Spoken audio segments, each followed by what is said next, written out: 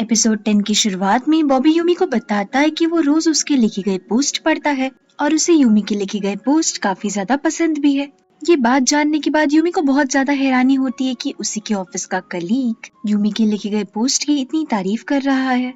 Bobby Yumi को ये भी बताता है कि वो रोज यूमी के ब्लॉग्स पढ़ता है और साथ ही साथ उन्हें रोज लाइक भी करता है। यूमी सिटी में हमें दिखाया जाता है कि जब भी कोई इंसान यूमी की तारीफ करता है तो पोस्टमैन आकर उस सेल को गिफ्ट देकर जाता है जिस सेल की तारीफ हुई है।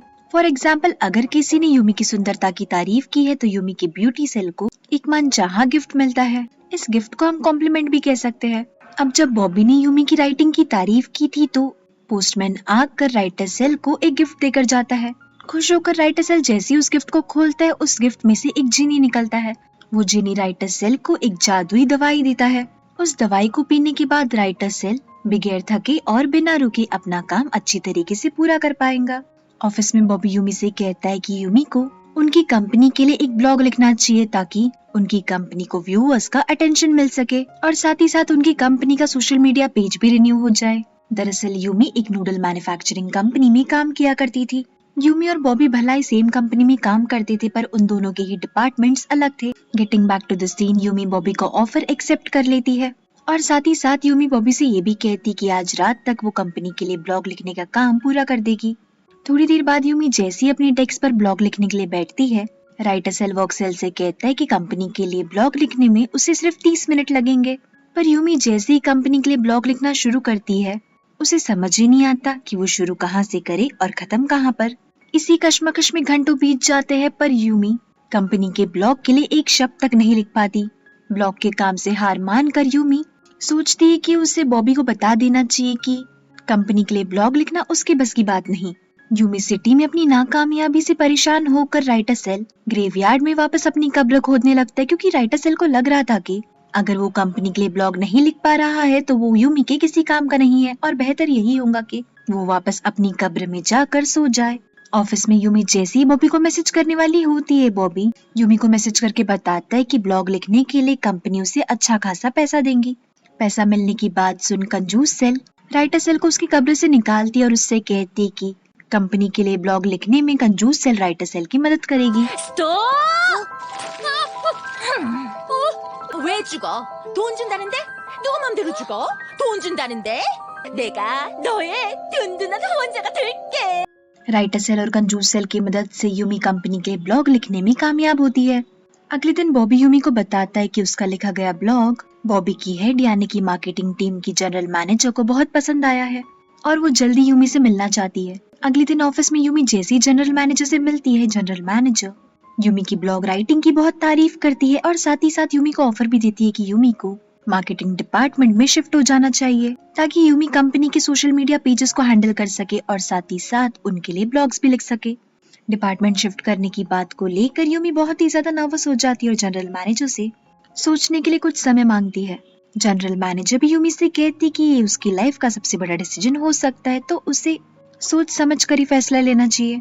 जनरल मैनेजर के जाने के बाद बॉबी यूमी से कहता है कि उसे मार्केटिंग डिपार्टमेंट में शिफ्ट हो जाना चाहिए क्योंकि यूमी से ज्यादा काबिल इस काम के लिए और कोई नहीं है।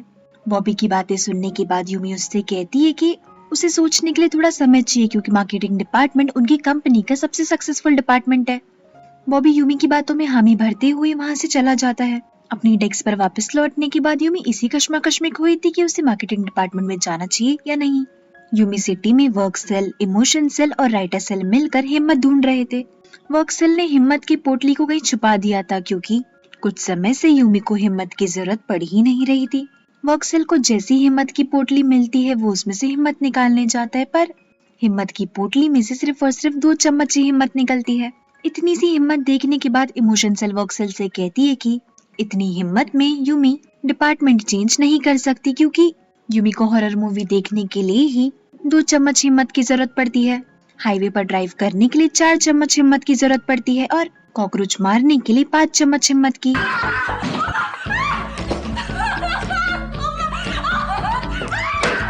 और अगर इस समय यूमी को डिपार्टमेंट चेंज करना है तो उसे 7 चम्मच हिम्मत की जरूरत पड़ेगी।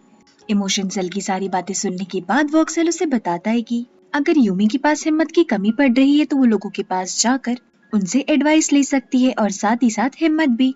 वोक्सेल की बात मानकर यूमी अपने सीनियर के पास जाती है और उन्हें अपनी सारी दुविधा अच्छे से समझाती है। यूमी की सारी परेशानियां सुनने और समझने के बाद यूमी के सीनियर यूमी से कहते कि उससे बिना वक्त जाए किए मार्केटिंग डिपार्टमेंट में ट्रांसफर ले लेना चाहिए, क्योंकि यूमी एक होनहार एम्प्लॉय है और वो जिस भी डिपार्टमेंट में जाएंगी वहाँ पर वो अपना काम पूरा करने के लिए अपनी जी जान लगा देगी।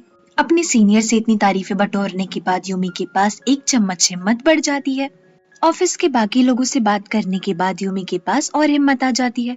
अब यूमी को सिर्फ एक चम्मच हिम्मत की जरूरत थी और यूमी को लग रहा था कि वो हिम्मत यूमी को वोंगू से मिल जाएगी। उसी शाम यूमी वोंगू को मिलकर अपने ट्रांसफर के बारे में बताती है और वोंगू से उसकी राय भी मांगती है। यूमी की सारी बातें सुनने के बाद वोंगू उससे कहता है कि अपने डिपार्टमेंट से ट्रांसफर लेना शायद यूमी के लिए ठीक नहीं, क्योंकि जिंदगी में आया गया हर परिवर्तन कामयाबी के कदम नहीं चूमता। साथ ही साथ वोंगू यूमी से ये भी कहता है कि यूमी ने कभी भी मार्केटिंग डिपार्टमेंट में काम नहीं किया है, तो ये सडन चेंज यूमी के लिए बहुत ही ज्यादा चैलेंजिंग भी हो सकता है। वोंगू की सारी बातें सुनने के बाद यूमी उससे कहती कि उनकी कंपनी का हर एक इंसान मार्केटिंग डिपार्टमेंट में काम करना चाहता है। यूमी की बातें सुनने के बाद वोंगू जवाब में कहता है कि जरूरी तो नहीं ना, जो सब करे वही हम भी करें। साथ ही साथ वोंगू यूमी से ये भी कहता है कि जिंदगी में हमेशा वही नहीं होता जो हम चाहते हैं, इसलिए हमें बुरी से बुरी सिचुएशन के लिए प्रिपेयर्ड रहना चाहिए ताकि वक्त आने पर हम मुश्किल घड़ी का डट कर सामना कर सके।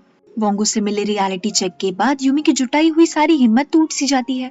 यूमी को इस बात पर भी गुस्सा आ रहा था कि वोंगू को अपनी गर्लफ्रेंड को सपोर्ट करना चाहिए, ना कि उसकी हिम्मत को ऐसे चकनाचूर करना चाहिए। गुस्से में यूमी वोंगू को बीच रास्ते में छोड़कर ही चली जाती है।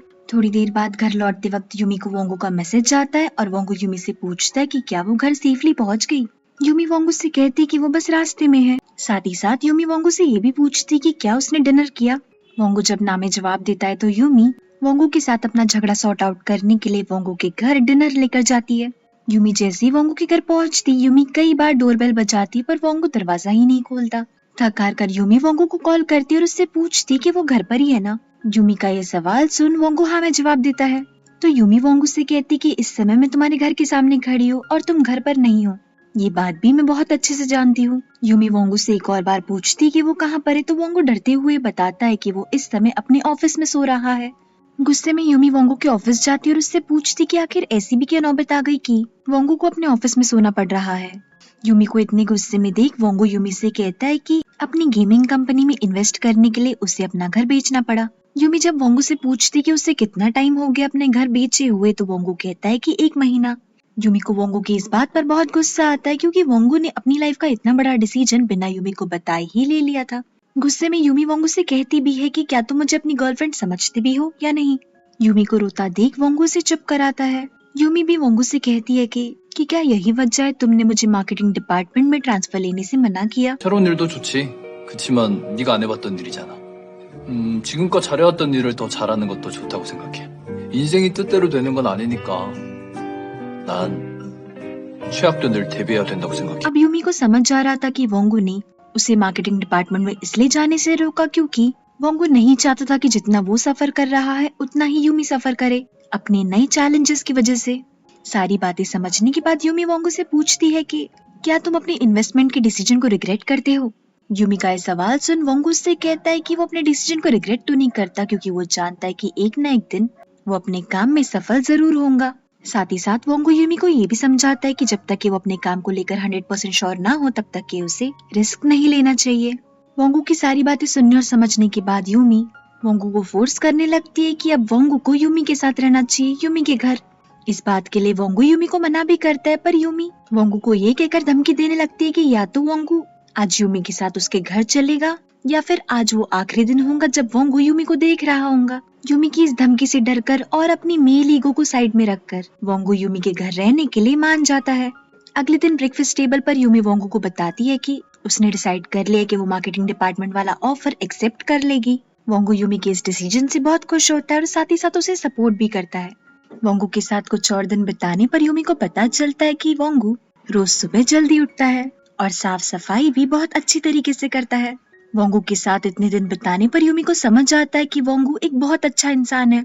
एक ऐसे ही दिन जब यूमी और वोंगू ग्रोसरी शॉपिंग पर जाते हैं, तब बिलिंग के समय यूमी के पेट में तेज दर्द होने लगता है और उसे अर्जेंटली वॉशरूम यूज करना पड़ता है। यूमी वोंगू से कहती भी है कि वो आकर बिल भर देंगी, पर वोंगू यूमी से जिद करने लगता है कि इतना तो वो कर ही सकता है ना। बिल पे करते वक्त वोंगू को पता चलता है कि उसके सारे क्रेडिट कार्ड्स मैक्स्ड आउट हो चुके, यानी कि उनमें 1 रुपए भी नहीं है।